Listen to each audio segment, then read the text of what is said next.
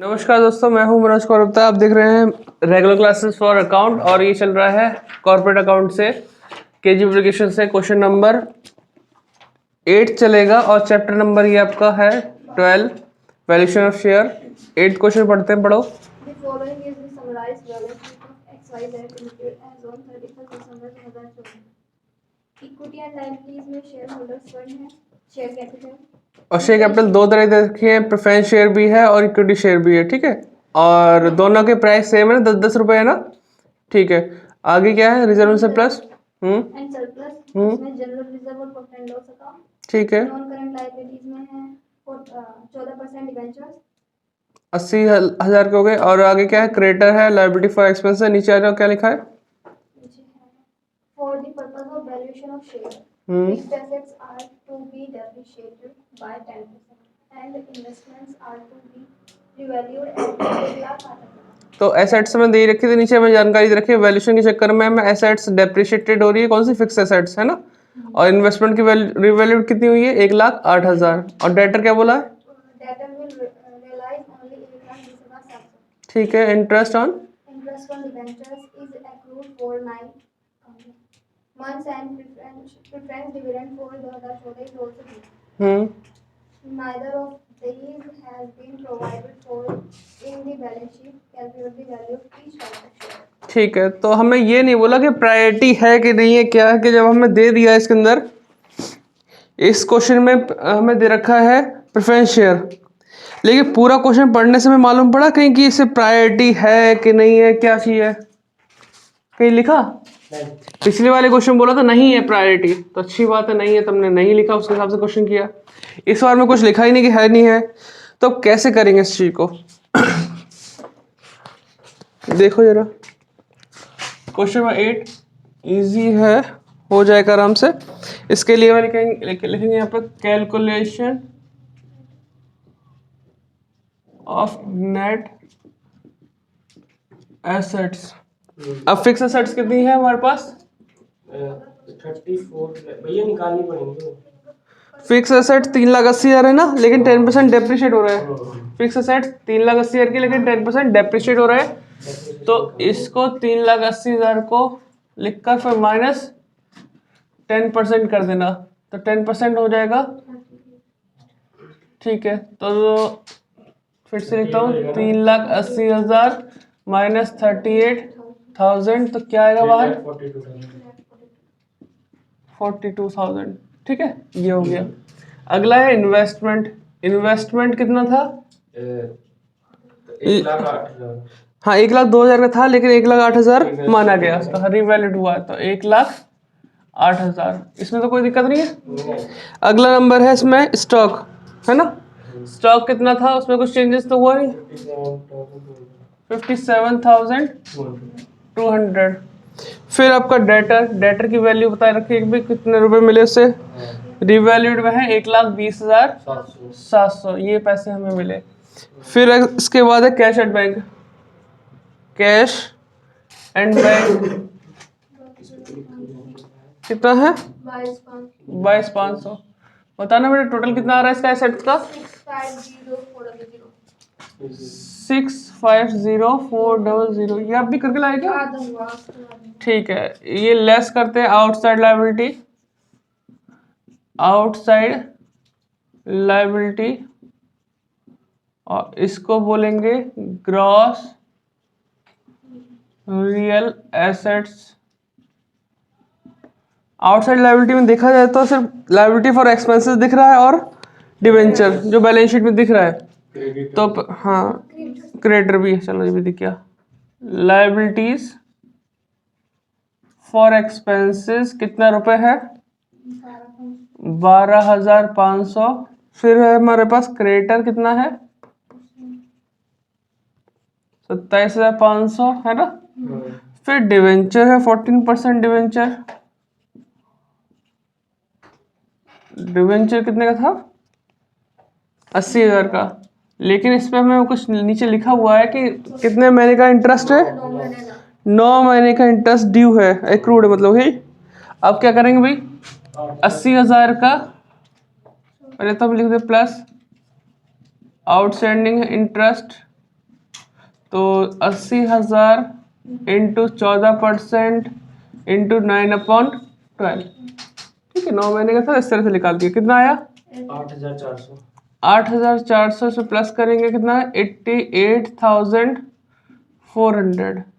Check कर लेना, है ना। ये हो गया, इसे थोड़ा और साफ करो। 88,400, ये 8,400 ही है ना। नीचे कुछ और भी बोला, प्रेफरेंस डिविडेंड कितना ड्यू है 2014 के लिए, है ना। चलो फिलहाल तो इतना तो हमने कर दिया, इसमें तो कोई दिक्कत नहीं, आउटसाइड लायबिलिटी दिया। ठीक, जोड़ेंगे और जोड़ के जो आएगा कितना आएगा इसका? इन 5,22,000। इससे इसका 128400।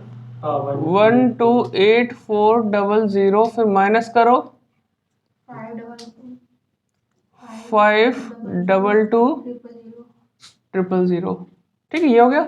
ये नेट एसेट्स हो गया। क्या हो गया? Net assets. अभी जो नेट एसेट्स है वो किसके लिए? देखो मैंने नॉर्मल सब काम किया, नॉर्मल काम किया, एसेट्स जोड़ी, लायबिलिटी माइनस की और नेट एसेट्स आ गया।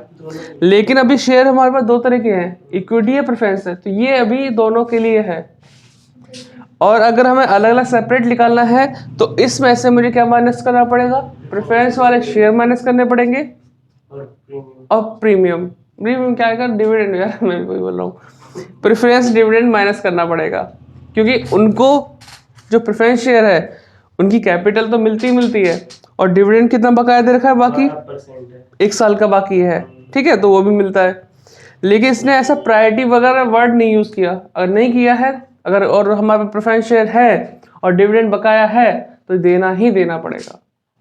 ठीक है, तो हम मान लेंगे प्रायोरिटी है इनकी, तो ठीक है, तो हमें यहाँ पे लेस करना पड़ेगा। लेस कितने परसेंट प्रेफरेंस शेयर थे? 12% प्रेफरेंस शेयर। कितनी कैपिटल थी उनकी? 1 लाख थी ना, 1 लाख। फिर प्रेफरेंस डिविडेंड, और प्रेफरेंस डिविडेंड कैसे निकाले भाई? 1 लाख की कैपिटल थी, 12% उसका डिविडेंड है, तो 1 लाख पर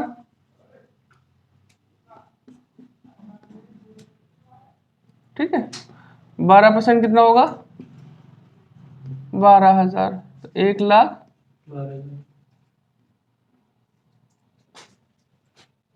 ठीक है, तो ये हमारा हिस्सा किसके लिए जा रहा है? ये प्रेफरेंस शेयर वालों के लिए कैपिटल है, वो उनका डिविडेंड है। टोटल हमारा ये माइनस कर दो इसमें से, तो कितना बचेगा? 4 लाख। ये जो बचा, अब वो नेट एसेट्स किसके लिए बचा है? Net assets for equity. ये तो इस समय दोनों के लिए था, ये अब किसके लिए है?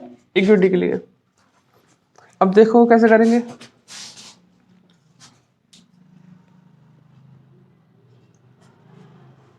वैल्यू पर शेयर, अब वैल्यू पर शेयर निकालना है फॉर इक्विटी, तो net assets upon number of share. Net assets अभी ये है 4,10,000। नंबर ऑफ शेयर कितने दिख रहे हैं आपको इक्विटी के? 20,000। तो 20,000 से डिवाइड कर दिया, कितना आएगा? 20.5। ये तो हो गया इक्विटी का। अब मुझे प्रेफरेंस का निकालना, तो प्रेफरेंस का हिस्सा क्या मिलने वाला है प्रेफरेंस वालों को? ये तो कैपिटल मिलेगी और डिविडेंड मिलेगा, दो ही मिलेगा ना। तो यहाँ लिखे वैल्यू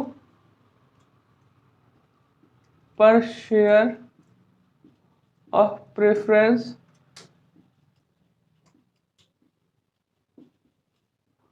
शेयर।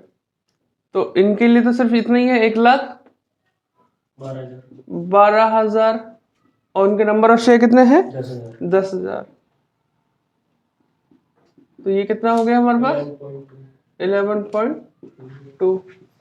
तो अगर लिखा होता कि इनको प्रायोरिटी है कैपिटल और डिविडेंड की, तब भी ऐसे ही कर रहे होते, और नहीं लिखा तो प्रेफरेंस डिविडेंड तो प्रेफरेंस शेयर तो देना ही है।